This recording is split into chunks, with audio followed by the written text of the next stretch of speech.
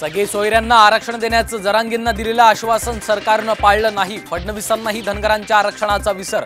शरद पवारांची सरकारवर टीका।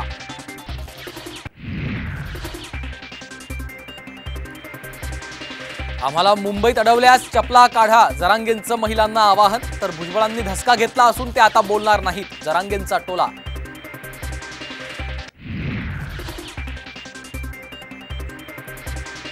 रामाच्या मांसाहाराच्या विधानाबाबत आव्हाडांकडून खेद व्यक्त, पण वक्तव्यावर ठाम। पत्रकार परिषदेत जाहीर केले पुरावे।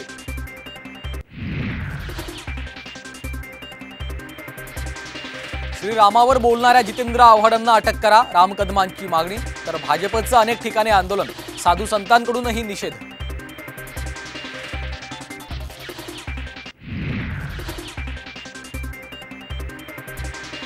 अंगणवाडी सेविकांच्या आंदोलनाचा दुसरा दिवस, सरकारसोबत 2 बैठका घेऊनही मागण्यांवर तोडगा नाहीच।